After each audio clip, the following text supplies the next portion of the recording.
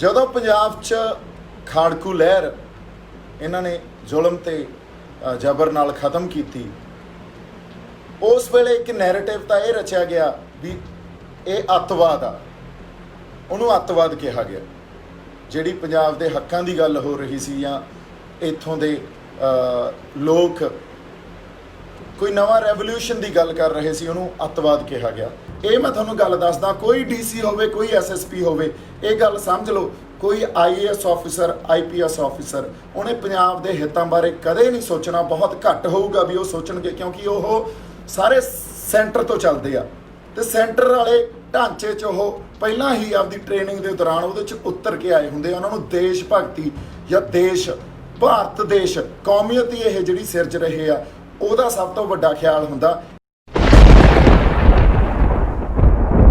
ਵਾਹਿਗੁਰੂ ਜੀ ਕਾ ਖਾਲਸਾ, ਵਾਹਿਗੁਰੂ ਜੀ ਕੀ ਫਤਿਹ। ਗੁਰਪਿਆਰੇ ਤੁਸੀਂ ਸਭ ਬਾਖੂਬੀ ਜਾਣਦੇ ਹੋ ਕਿ ਦੀਪ ਸਿੱਧੂ ਜੋ ਬੇਬਾਕ ਹੋ ਕੇ ਪੰਜਾਬ ਦੇ ਪ੍ਰਤੀ, ਪੰਜਾਬੀਅਤ ਦੇ ਪ੍ਰਤੀ, ਨੌਜਵਾਨੀ ਪ੍ਰਤੀ ਆਪਣੇ ਵਿਚਾਰ ਹਮੇਸ਼ਾ ਸੋਸ਼ਲ ਮੀਡੀਆ ਤੇ ਸਾਂਝੇ ਕਰਦੇ ਨੇ। ਇਸ ਵਾਰ ਉਹਨਾਂ ਨੇ ਗੱਲ ਕੀਤੀ ਪੰਜਾਬ ਵਿੱਚ ਵੱਧ ਰਹੇ ਅੱਤਵਾਦ ਦੀ ਤੇ ਪੰਜਾਬ ਵਿੱਚ ਹੱਕ ਸੱਚ ਦੀ ਚੱਕੀ ਜਾਂਦੀ ਆਵਾਜ਼ ਦੀ, ਕਿਉਂਕਿ ਹਰ ਉਸ ਇਨਸਾਨ ਨੂੰ ਅੱਤਵਾਦੀ ਕਿਹਾ ਗਿਆ ਜਿਸ ਨੇ ਵੀ ਪੰਜਾਬ ਦੇ ਹੱਕਾਂ ਵਾਸਤੇ ਆਪਣੀ ਆਵਾਜ਼ ਬੁਲੰਦ ਕੀਤੀ, ਜਿਸ ਨੇ ਵੀ ਪੰਜਾਬ ਦੇ ਵਿੱਚ ਇੱਕ ਨਵਾਂ ਰੈਵੋਲੂਸ਼ਨ ਲਿਆਉਣ ਦੀ ਕੋਸ਼ਿਸ਼ ਕੀਤੀ, ਜਿਸ ਨੇ ਵੀ ਪੰਜਾਬ ਦੀ ਜਵਾਨੀ ਨੂੰ ਲੱਚਰ ਗਾਇਕੀ ਤੋਂ, ਨਸ਼ਿਆਂ ਤੋਂ ਬਚਾਉਣ ਦੀ ਕੋਸ਼ਿਸ਼ ਕੀਤੀ, ਕਿਉਂਕਿ ਇਹ ਬਹੁਤ ਗਿਣੀ ਮਿੱਥੀ ਸਾਜ਼ਿਸ਼ ਦੇ ਤਹਿਤ ਪੰਜਾਬ ਦੀ ਨਸਲਕੁਸ਼ੀ ਕੀਤੀ ਗਈ, ਪੰਜਾਬ ਦਾ ਘਾਣ ਕੀਤਾ ਗਿਆ, ਨੌਜਵਾਨੀ ਨੂੰ ਨੱਚਣ ਟੱਪਣ, ਨਸ਼ਿਆਂ ਸ਼ਰਾਬਾਂ ਵੱਲ ਲਾਇਆ ਗਿਆ ਤੇ ਉਸ ਤੋਂ ਬਾਅਦ ਹੌਲੀ ਹੌਲੀ ਕਰਕੇ ਪੰਜਾਬ ਦੀ ਪੰਜਾਬੀਅਤ ਨੂੰ, ਪੰਜਾਬ ਦੇ ਗੱਭਰੂਆਂ ਨੂੰ ਜ਼ਹਿਰ ਦੇ ਦੇ ਕੇ ਨਸ਼ੇੜੀ ਬਣਾਇਆ ਗਿਆ, ਸਿੱਖ ਕੌਮ ਦਾ ਘਾਣ ਕੀਤਾ ਗਿਆ।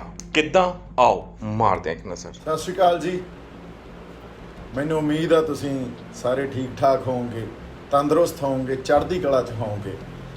ਅੱਜ ਕਾਫੀ ਸਮੇਂ ਬਾਅਦ, ਖਾਸਾ ਟਾਈਮ ਹੋ ਗਿਆ ਵੀ ਮੈਂ ਰੂਬਰੂ ਹੋ ਰਿਹਾ।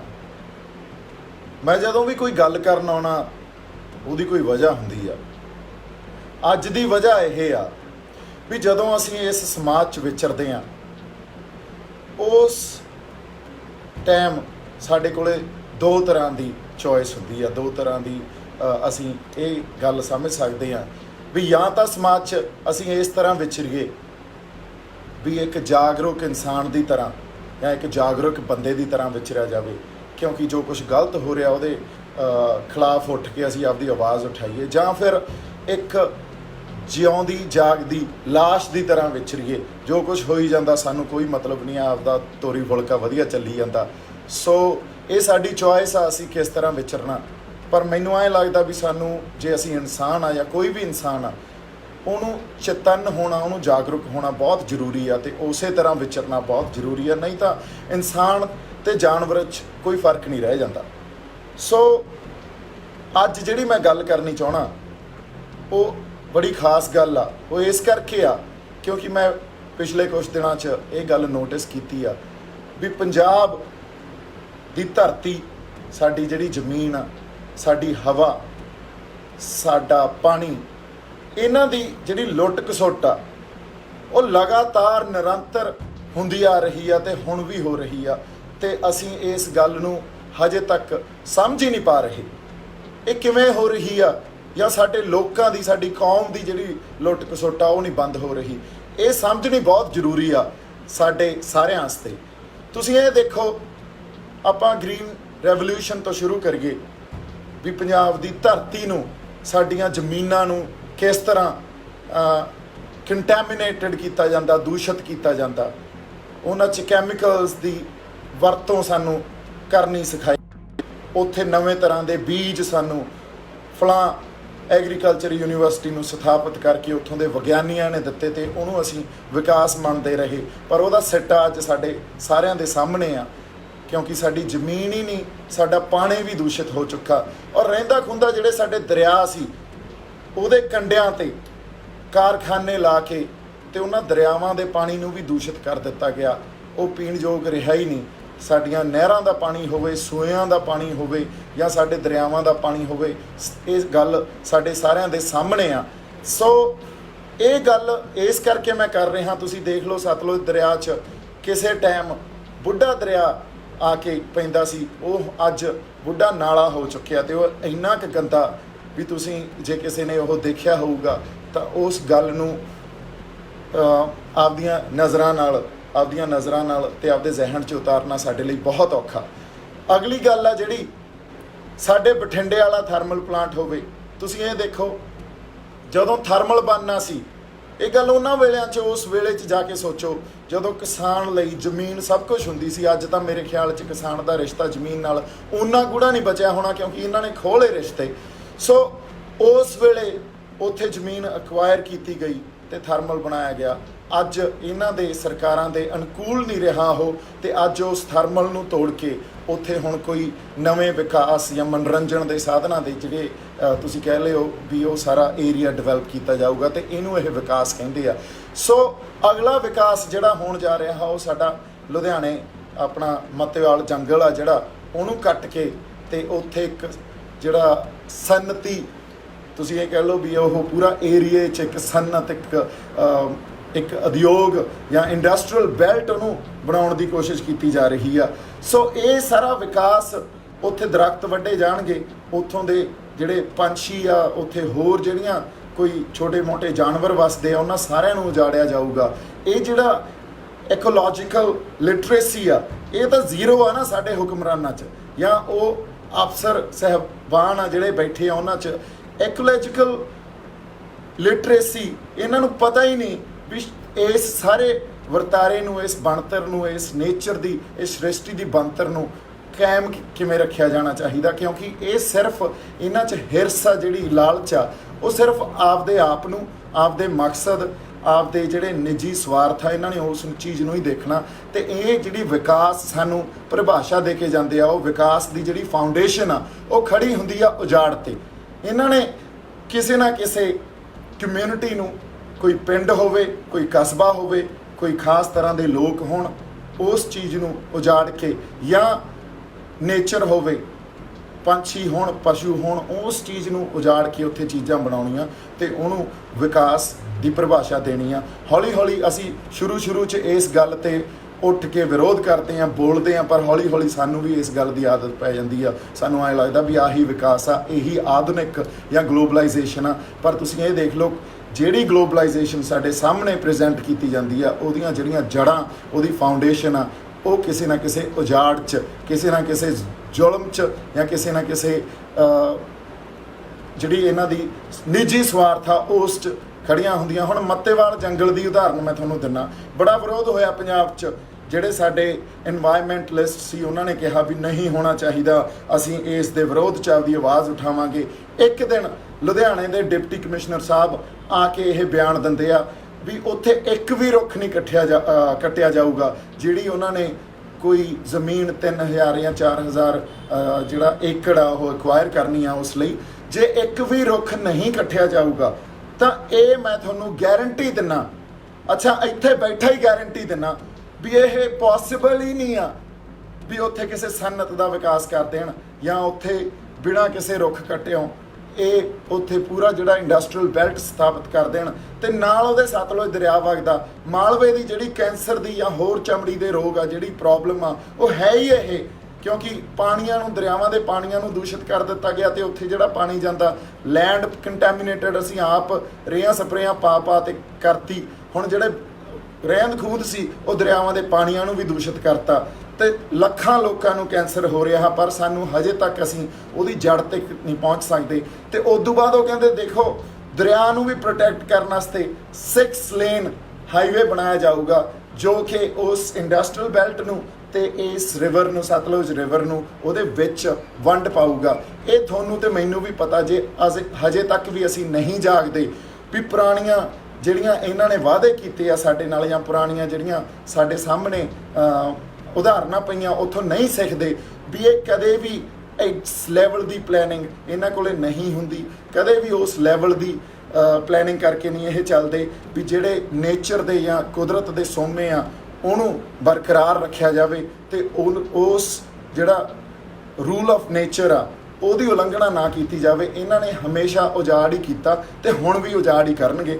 ਮੈਨੂੰ ਲੱਗਦਾ ਸਾਨੂੰ ਇਹੋ ਜਿਹੀ ਕੋਈ ਜਿਹੜਾ ਵਿਕਾਸ ਜਾਂ ਡਿਵੈਲਪਮੈਂਟ ਜਾਂ ਗਲੋਬਲਾਈਜੇਸ਼ਨ ਨੂੰ ਹਮੇਸ਼ਾ ਹੁਣ ਬਹੁਤ ਹੀ ਸਿੱਧੇ ਢੰਗ ਨਾਲ ਇਸ ਗੱਲ ਦਾ ਵਿਰੋਧ ਕਰਨਾ ਚਾਹੀਦਾ, ਕਿਉਂਕਿ ਸਾਨੂੰ ਇਤਿਹਾਸ 'ਚ ਉਦਾਹਰਨਾਂ ਮਿਲਦੀਆਂ ਵੀ ਇਸ ਗੱਲ ਨੇ ਕਿਸੇ ਨਾ ਕਿਸੇ ਢੰਗ ਨਾਲ ਸਾਡੇ ਤੇ ਬੁਰਾ ਅਸਰ ਹੀ ਕੀਤਾ, ਚਾਹੇ ਸਾਡੀ ਸਿਹਤ ਪੱਖੀ ਹੋਵੇ, ਚਾਹੇ ਸਾਡੇ ਕਿਸੇ ਵੀ ਢੰਗ ਨਾਲ ਵਾਤਾਵਰਨ ਨੂੰ ਵਿਗਾੜਨ ਦੀ ਗੱਲ ਹੋਵੇ। ਜੇ ਅਸੀਂ ਸਾਡੇ ਗੁਰੂ ਸਾਹਿਬਾਨਾਂ ਵੱਲੋਂ ਦਿੱਤੀ ਸਿੱਖਿਆ ਦੀ ਗੱਲ ਕਰਦੇ ਹਾਂ ਤਾਂ ਬਾਬਾ ਨਾਨਕ ਤਾਂ ਇਹ ਕਹਿ ਕੇ ਗਏ ਵੀ ਪਵਨ ਗੁਰੂ ਪਾਣੀ ਪਿਤਾ ਮਾਤਾ ਧਰਤ ਮਹੱਤ। ਹੁਣ ਤੁਸੀਂ ਇਹ ਦੇਖੋ ਵੀ ਗੁਰੂ ਨਾਨਕ ਸਾਹਿਬ ਨੇ ਇਸ ਨੇਚਰ ਨੂੰ ਕਿੱਡਾ ਵੱਡਾ ਰੁਤਬਾ ਦਿੱਤਾ, ਪਵਨ ਗੁਰੂ ਪਾਣੀ ਪਿਤਾ ਮਾਤਾ ਧਰਤ ਮਹੱਤ। ਇਹਦੋਂ ਉੱਤੇ ਹੋਰ ਕੋਈ ਪੈਗੰਬਰ ਜਾਂ ਹੋਰ ਕਿਸੇ ਕੌਮ ਦਾ ਰਹਿਬਰ ਕੀ ਕਹਿ ਸਕਦਾ? ਤੇ ਸਾਡੀ ਇਹ ਸਮਝ 'ਚ ਨਹੀਂ ਆਉਂਦੀ ਸਾਡੀ ਨੇਚਰ ਨਾਲ ਜਿਹੜਾ ਰਿਸ਼ਤਾ, ਕੁਦਰਤ ਨਾਲ ਜਿਹੜਾ ਰਿਸ਼ਤਾ, ਉਹ ਕਿੱਡਾ ਜ਼ਿਆਦਾ ਸਵਾਰਥੀ ਤੇ ਕਿੱਡਾ ਜ਼ਿਆਦਾ ਤੁਸੀਂ ਇਹ ਕਹਿ ਲਓ ਵੀ ਨਿੱਜੀ ਹੋ ਚੁੱਕਿਆ। ਇੰਨਾ ਜ਼ਿਆਦਾ ਵੀ ਅਸੀਂ ਆਪਦੇ ਸਵਾਰਥ ਦੇਖਦੇ ਹਾਂ, ਆਪਦਾ ਲਾਲਚ ਦੇਖਦੇ ਹਾਂ, ਤੇ ਇਹਨਾਂ ਹੁਕਮਰਾਨਾਂ ਨੂੰ ਅਸੀਂ ਉਹ ਸਭ ਕੁਝ ਕਰਨ ਦਿੰਦੇ ਆ ਜਿਹਨੇ ਆ ਕੇ ਸਾਡੇ ਤੇ ਕੋਈ ਮਾੜਾ ਪ੍ਰਭਾਵ ਹੀ ਪਾਉਣਾ। ਤਾਂ ਇਸ ਕਰਕੇ ਖੜੇ ਹੋ ਜਾਓ ਮਿੱਤਰੋ। ਜਦੋਂ ਤੱਕ ਇਹ ਮੈਂ ਤੁਹਾਨੂੰ ਗੱਲ ਦੱਸਦਾ, ਕੋਈ ਡੀਸੀ ਹੋਵੇ, ਕੋਈ ਐਸਐਸਪੀ ਹੋਵੇ, ਇਹ ਗੱਲ ਸਮਝ ਲਓ, ਕੋਈ ਆਈਏਐਸ ਆਫੀਸਰ, ਆਈਪੀਐਸ ਆਫੀਸਰ, ਉਹਨੇ ਪੰਜਾਬ ਦੇ ਹਿੱਤਾਂ ਬਾਰੇ ਕਦੇ ਨਹੀਂ ਸੋਚਣਾ। ਬਹੁਤ ਘੱਟ ਹੋਊਗਾ ਵੀ ਉਹ ਸੋਚਣਗੇ, ਕਿਉਂਕਿ ਉਹ ਸਾਰੇ ਸੈਂਟਰ ਤੋਂ ਚੱਲਦੇ ਆ ਤੇ ਸੈਂਟਰ ਵਾਲੇ ਢਾਂਚੇ 'ਚ ਉਹ ਪਹਿਲਾਂ ਹੀ ਆਪਦੀ ਟ੍ਰੇਨਿੰਗ ਦੇ ਦੌਰਾਨ ਉਹਦੇ 'ਚ ਉਤਰ ਕੇ ਆਏ ਹੁੰਦੇ ਆ। ਉਹਨਾਂ ਨੂੰ ਦੇਸ਼ ਭਗਤੀ ਜਾਂ ਦੇਸ਼, ਭਾਰਤ ਦੇਸ਼, ਕੌਮੀਅਤ ਹੀ ਇਹ ਜਿਹੜੀ ਸਿਰਜ ਰਹੇ ਆ, ਉਹਦਾ ਸਭ ਤੋਂ ਵੱਡਾ ਖਿਆਲ ਹੁੰਦਾ। ਇਸ ਕਰਕੇ ਸਾਡਾ ਅਫਸਰ ਜਾਂ ਸਾਡਾ ਨੇਤਾ ਉਹੀ ਆ ਜਿਹੜਾ ਪੰਜਾਬ ਬਾਰੇ ਸੋਚੂਗਾ, ਪੰਜਾਬ ਦੀ ਕੌਮ ਬਾਰੇ ਸੋਚੂਗਾ, ਸਾਡੇ ਲੋਕਾਂ ਬਾਰੇ ਸੋਚੂਗਾ, ਸਾਡੀ ਧਰਤੀ ਬਾਰੇ ਸੋਚੂਗਾ, ਸਾਡੇ ਉੱਥੋਂ ਦੇ ਪੌਣ ਪਾਣੀ ਬਾਰੇ ਸੋਚੂਗਾ। ਤਾਂ ਹੀ ਮੈਂ ਕਹਿੰਦਾ ਹੁੰਦਾ, ਕੋਈ ਕਾਂਗਰਸ ਹੋਵੇ, ਕੋਈ ਬੀਜੇਪੀ ਹੋਵੇ ਜਾਂ ਅਕਾਲੀ ਹੋਣ ਜਾਂ ਕੋਈ ਵੀ ਹੋਵੇ, ਇਹਨਾਂ ਸਾਰਿਆਂ ਦੀਆਂ ਜਿਹੜੀਆਂ ਤੁਸੀਂ ਕਹਿ ਲਓ ਵੀ ਉੱਤੇ ਜਿਹੜੇ ਇਹਨਾਂ ਦੀਆਂ ਸਟ੍ਰੇਨਸ ਆ ਨਾ, ਉਹ ਖਿੱਚਦੇ ਆ। ਦਿੱਲੀ 'ਚ ਜਿਹੜੀ ਸਰਕਾਰ ਆ ਉਹ ਬੈਠੇ ਖਿੱਚ ਲੈਂਦੀ ਆ ਤੇ ਇਹ ਉਵੇਂ ਹੀ ਇੱਥੇ ਖੇਡੀ ਜਾਂਦੇ ਆ। ਇਹਨਾਂ ਨੂੰ ਸਾਡੇ ਹਿੱਤਾਂ ਦਾ ਕੋਈ ਪਰਵਾਹ ਨਹੀਂ, ਕੋਈ ਇਹਨਾਂ ਨੂੰ ਸਾਡੇ ਹਿੱਤਾਂ ਬਾਰੇ ਖਿਆਲ ਨਹੀਂ। ਇਸ ਕਰਕੇ ਸਾਡੇ ਪੰਜਾਬ ਨੂੰ ਕੋਈ ਨਵਾਂ ਨੇਤਾ ਜਾਂ ਕੋਈ ਨਵਾਂ ਇਹੋ ਜਿਹਾ ਆਗੂ ਜਾਂ ਲੀਡਰ ਚਾਹੀਦਾ ਜਿਹੜਾ ਸਿਰਫ ਪੰਜਾਬ ਦੀ ਗੱਲ ਕਰੇ, ਜਿਹੜਾ ਪੰਜਾਬ ਦੇ ਹਿੱਤਾਂ ਦੀ ਗੱਲ ਕਰੇ। ਉਹ ਦਿੱਲੀ ਤੋਂ ਕੰਟਰੋਲ ਨਾ ਹੁੰਦਾ ਹੋਵੇ, ਉਹ ਲੋਕਾਂ ਦੇ ਹਿੱਤਾਂ ਦੀ ਤੇ ਪੰਜਾਬ ਦੀ, ਪੰਜਾਬ ਦੇ ਕਿਸਾਨਾਂ ਦੀ, ਸਾਡੇ ਆਬੂ ਹਵਾ ਦੀ ਗੱਲ ਕਰੇ। ਤਾਂ ਉਹ ਨਾਰਾ ਪੰਜਾਬ ਨੂੰ ਬਹੁਤ ਜ਼ਰੂਰੀ ਆ, ਚਾਹੀਦਾ। ਇਹੀ ਹੱਲ ਆ। ਅਦਰਵਾਈਜ਼ ਜਿੰਨੀਆਂ ਮਰਜ਼ੀ ਵੋਟਾਂ ਤੁਸੀਂ ਅਕਾਲੀ ਦਲ ਨੂੰ ਪਾ ਲਓ, ਜਿੰਨੀਆਂ ਮਰਜ਼ੀ ਕਾਂਗਰਸ ਨੂੰ ਪਾ ਲਓ, ਜਿੰਨੀਆਂ ਮਰਜ਼ੀ ਹੋਰ ਕਿਸੇ ਇਹੋ ਜਿਹੀ ਪਾਰਟੀ ਨੂੰ ਪਾ ਲਓ ਜਿਹੜੀ ਨੈਸ਼ਨਲਿਸਟਿਕ ਅਪਰੋਚ ਰੱਖਦੀ ਆ, ਉਹਨੇ ਪੰਜਾਬ ਨੂੰ ਕਦੇ ਵੀ ਆਪਦੇ ਮੂਹਰੇ ਰੱਖ ਕੇ ਉਸ ਗੱਲ ਨੂੰ ਨਹੀਂ ਬਚਣਾ। ਉਹਨਾਂ ਨੇ ਸਿਰਫ ਹਮੇਸ਼ਾ ਉਹੀ ਦੇਖਣਾ ਵੀ ਦੇਸ਼ ਕੀ ਚਾਹੁੰਦਾ, ਕਿਉਂਕਿ ਜੋ ਦਿੱਲੀ ਚਾਹੁੰਦੀ ਆ ਤੁਸੀਂ ਉਹੀ ਉਗਾਉਣੇ ਹੋ, ਤੁਸੀਂ ਉਹੀ ਵੇਚਦੇ ਹੋ ਤੇ ਉਹ ਉਹੀ ਖਰੀਦਦੇ ਆ। ਆਪਦੀ ਕੋਈ ਰਵਾਇਤੀ ਫਸਲ ਤੁਹਾਡੀਆਂ ਗਾਇਬ ਕਰਤੀਆਂ ਉਹਨਾਂ ਨੇ। ਸੋ ਇਹ ਗੱਲਾਂ ਜਿਹੜੀਆਂ ਸਾਡੇ ਲਈ ਸਮਝਣ ਵਾਸਤੇ ਬਹੁਤ ਜ਼ਰੂਰੀ ਆ ਵੀ ਸਰਕਾਰਾਂ ਜੋ ਚਾਹੁੰਦੀਆਂ ਉਹ ਹੁੰਦਾ, ਕਿਉਂਕਿ ਅਸੀਂ ਜਾਗਰੂਕ ਨਹੀਂ ਹੁੰਦੇ। ਜੇ ਜਾਗਰੂਕ ਹੋ ਜਾਾਂਗੇ ਜਾਂ ਉਹੋ ਜਿਹੇ ਆਗੂ ਪੈਦਾ ਕਰ ਲਾਂਗੇ ਜਿਹੜੇ ਸਿਰਫ ਪੰਜਾਬ ਦੀ ਗੱਲ ਕਰਨ, ਤਾਂ ਮੇਰੇ ਖਿਆਲ 'ਚ ਸਾਡੇ ਪੰਜਾਬ ਦਾ ਜਿਹੜਾ ਸੁਧਾਰ ਅਸੀਂ ਹਰ ਬੰਦਾ ਆਪਦੇ ਅੰਦਰ ਵਸਾਈ ਬੈਠਾ, ਉਹ ਸਾਡੇ ਕੋਲੇ ਇੱਕ ਸੁਪਨਾ ਜਿਹੜਾ ਉਹਨੂੰ ਅਸੀਂ ਅਚੀਵ ਕਰਨ ਜੋਗੇ ਹੋ ਜਾਾਂਗੇ। ਇੱਕ ਅਗਲੀ ਗੱਲ ਜਿਹੜੀ ਮੈਂ ਤੁਹਾਡੇ ਨਾਲ ਕਰਨੀ ਸੀ, ਕਿਉਂਕਿ ਬੜਾ ਪੰਜਾਬ 'ਚ ਇਹ ਮੁੱਦਾ ਬੜਾ ਗੰਭੀਰ ਚੱਲਦਾ ਹੈ ਕਿ ਉਹਦੇ ਤੇ ਆਪਾਂ ਬਾਅਦ 'ਚ ਜਾਂਦੇ ਹਾਂ। ਪਰ ਪਹਿਲਾਂ ਮੈਂ ਤੁਹਾਨੂੰ ਇਹ ਦੱਸਦਾ, ਜਦੋਂ ਪੰਜਾਬ 'ਚ ਖਾੜਕੂ ਲਹਿਰ, ਉਹ ਇੱਕ ਰੈਵੋਲੂਸ਼ਨ ਸੀ। ਜ਼ੁਲਮ ਤੇ ਜ਼ਬਰ ਨਾਲ ਇਹਨਾਂ ਨੇ ਦੱਬ ਲਈ, ਬੰਦ ਕਰਤੀ ਇਹਨਾਂ ਨੇ। ਸਟੇਟ ਨੇ ਜਾਂ ਇਹ ਕਹਿ ਲਓ ਵੀ ਉਸ ਟਾਈਮ ਦੀ ਸਰਕਾਰ ਨੇ ਬੜੇ ਜ਼ੁਲਮ ਕੀਤੇ, ਬੜੇ ਲੋਕਾਂ ਨੂੰ, ਬੜੇ ਸਾਡੇ ਜਿਹੜੇ ਨੌਜਵਾਨ ਸੀ, ਸਿੱਖ ਨੌਜਵਾਨ ਵੀ ਸੀ, ਉਹਨਾਂ ਨੂੰ ਮਾਰਿਆ।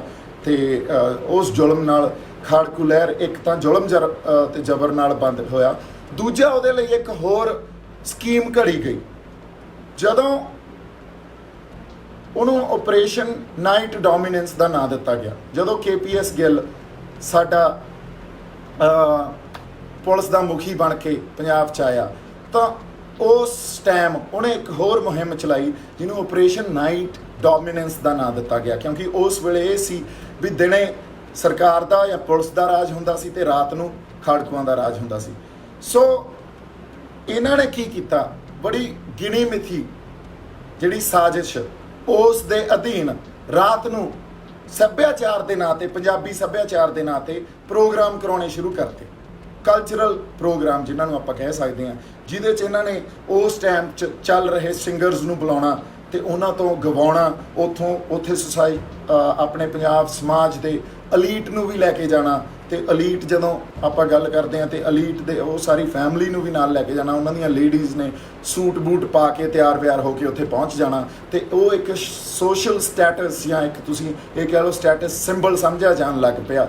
ਤੇ ਇਹ ਇੱਕ ਗਿਣੀ ਮਿਥੀ ਸਾਜ਼ਿਸ਼ ਦੇ ਅਧੀਨ ਹੋਣ ਲੱਗ ਗਿਆ। ਉਸ ਵੇਲੇ ਗੁਰਦਾਸ ਮਾਨ ਸਾਹਿਬ, ਸਰਦੂਲ ਸਿਕੰਦਰ, ਹੰਸ ਰਾਜ ਹੰਸ ਜਾਂ ਹੋਰ ਜਿਹੜੇ ਸਿੰਗਰ ਸੀ, ਇਹਨਾਂ ਸਾਰਿਆਂ ਦੇ ਸੱਭਿਆਚਾਰਕ ਪ੍ਰੋਗਰਾਮ ਕਰਾਏ ਜਾਣੇ। ਉੱਥੇ ਸ਼ਰਾਬਾਂ ਚੱਲਣੀਆਂ, ਉੱਥੇ ਨੱਚਣਾ ਟੱਪਣਾ। ਸਾਜ਼ਿਸ਼ ਇਹ ਸੀ ਵੀ ਪੰਜਾਬ ਨੂੰ ਹੁਣ ਕਲਚਰ ਦੇ ਨਾਂ 'ਤੇ ਨੱਚਣ ਟੱਪਣ ਤੇ ਆ ਸ਼ਰਾਬਾਂ ਵਾਲੇ ਦੌਰ ਵਾਲੇ ਪਾਸੇ ਲਾਇਆ ਜਾਵੇ।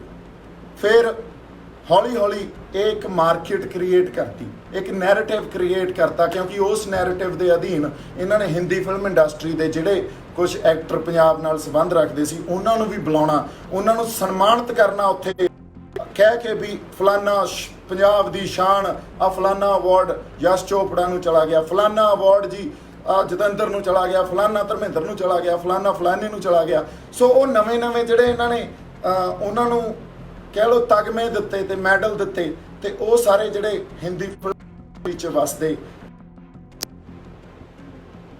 ਸਤਿ ਸ਼੍ਰੀ ਅਕਾਲ ਜੀ।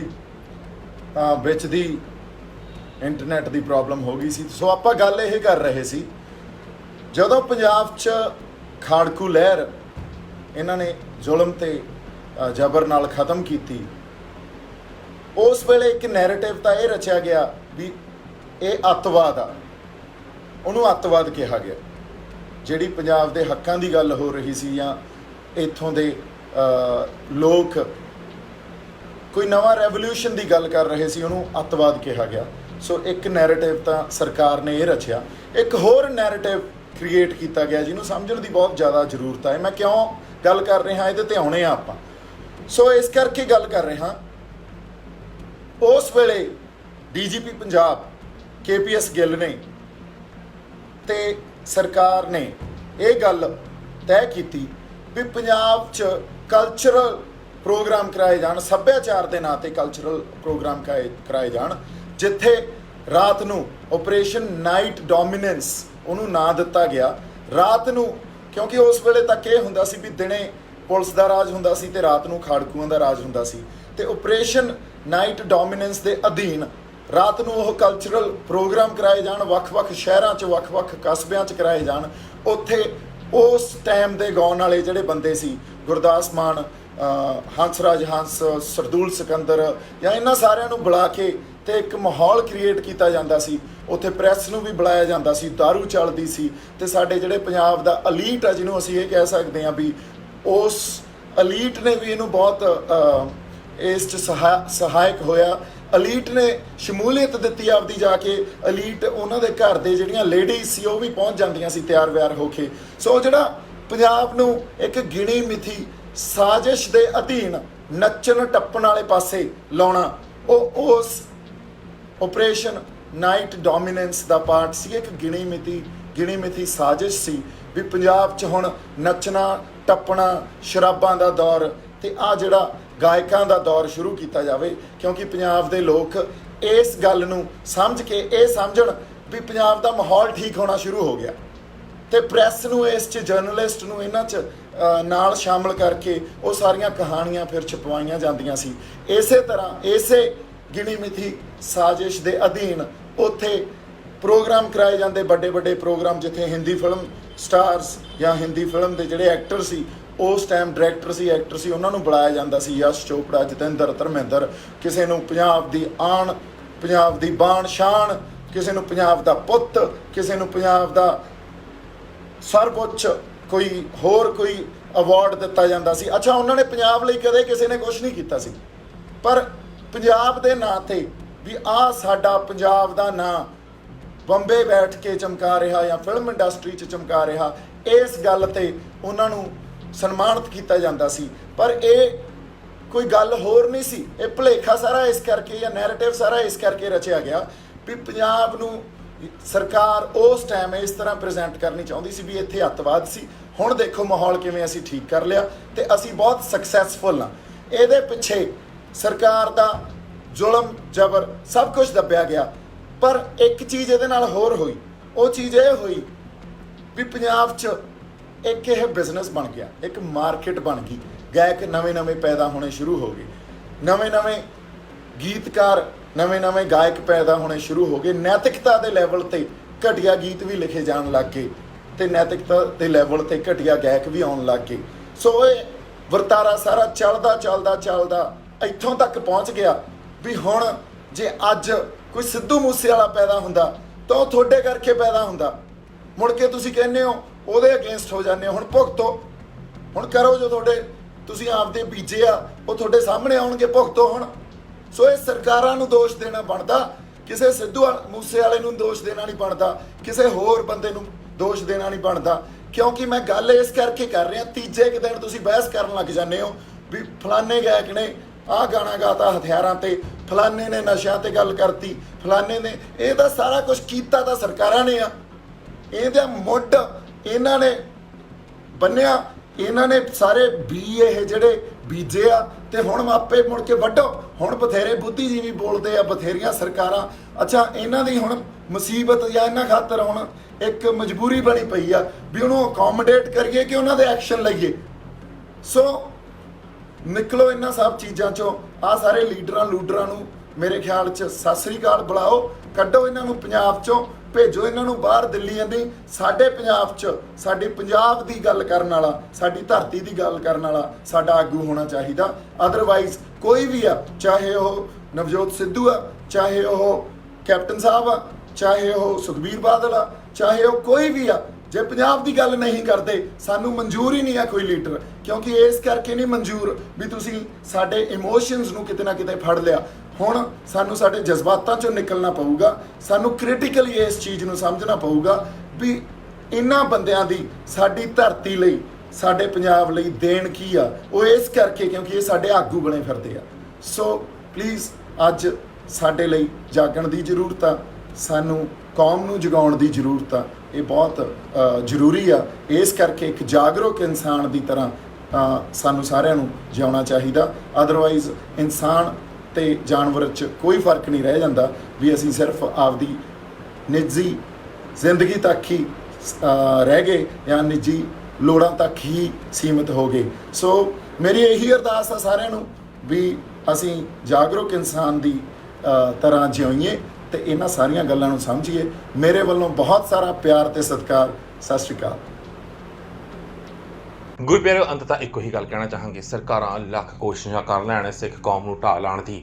ਇਹ ਕੌਮ ਉਹ ਕੌਮ ਹੈ ਜੋ ਮੇਰੀ ਕਲਗੀਧਰ ਦੀ ਸਾਜਦੀ ਹੋਈ ਹੈ ਤੇ ਇਸ ਕਲਗੀਧਰ ਦੀ ਕੌਮ ਦੇ ਵਿੱਚ ਅੱਜ ਵੀ ਜਾਗਦੀਆਂ ਜ਼ਮੀਰਾਂ ਵਾਲੇ, ਚੜ੍ਹਦੀ ਕਲਾ ਵਾਲੇ ਬਹੁਤ ਸਾਰੇ ਸਿੰਘ ਮੌਜੂਦ ਨੇ ਜਿਨ੍ਹਾਂ ਨੂੰ ਸਰਕਾਰਾਂ ਚਾਹ ਕੇ ਵੀ ਢਾਹ ਨਹੀਂ ਲਾ ਸਕਦੀਆਂ, ਜੋ ਅੱਜ ਵੀ ਆਪਣਾ ਬੰਦ ਕਟਵਾ ਸਕਦੇ ਨੇ ਸਿੱਖੀ ਕੇਸਾਂ ਸਵਾਸਾਂ ਸੰਗ ਨਿਭਾਉਣ ਵਾਸਤੇ। ਤੇ ਜੇਕਰ ਸਰਕਾਰਾਂ ਨੇ ਅੱਗੇ ਅੱਤ ਕੀਤੀ ਤਾਂ ਫਿਰ ਉਹ ਇਹਨਾਂ ਸਰਕਾਰਾਂ ਦੀ ਅੱਤ ਮਕਾਨ ਦਾ ਵੀ ਦਮ ਰੱਖਦੇ ਨੇ, ਕਿਉਂਕਿ ਇਹ ਉਹ ਸਿੰਘ ਨੇ ਜੋ ਇੱਕ ਸਵਾ ਲੱਖ ਦੇ ਬਰਾਬਰ ਨੇ। ਤੇ ਸਰਕਾਰਾਂ ਨੂੰ ਇਹ ਕਦੇ ਨਹੀਂ ਭੁੱਲਣਾ ਚਾਹੀਦਾ ਕਿ ਵਿਪਤਾ ਚਾਹੇ ਦੇਸ਼ ਤੇ ਆਈ ਹੋਵੇ ਜਾਂ ਸਰਹੱਦਾਂ ਤੇ ਕੁਦਰਤੀ ਆਪਦਾ ਆਈ ਹੋਵੇ ਜਾਂ ਕੋਈ ਆਰਥਿਕ ਕਹਿਰ, ਹਮੇਸ਼ਾ ਸਿੱਖ ਕੌਮ ਨੇ ਤਨ ਮਨ ਧਨ ਦੇ ਨਾਲ ਇਸ ਦੇਸ਼ ਦੀ ਸੇਵਾ ਕੀਤੀ ਹੈ। ਤੇ ਜੇਕਰ ਇਸ ਕੌਮ ਦੇ ਨਾਲ ਇਸੇ ਤਰ੍ਹਾਂ ਮਤਰੇਈ ਮਾਂ ਵਾਲਾ ਸਲੂਕ ਹੁੰਦਾ ਰਿਹਾ, ਭਾਰਤ ਦੇ ਵਿੱਚ ਘੱਟ ਗਿਣਤੀਆਂ ਦੇ ਨਾਲ ਮਤਰੇਈ ਮਾਂ ਵਾਲਾ ਸਲੂਕ ਹੁੰਦਾ ਰਿਹਾ, ਤਾਂ ਉਹ ਦਿਨ ਦੂਰ ਨਹੀਂ ਹੋਵੇਗਾ ਜਿਸ ਦਿਨ ਪੂਰੇ ਭਾਰਤ ਦੇ ਕੋਨੇ-ਕੋਨੇ ਦੇ ਵਿੱਚੋਂ ਵੱਖਵਾਦੀ ਆਵਾਜ਼ਾਂ ਉੱਠਣਗੀਆਂ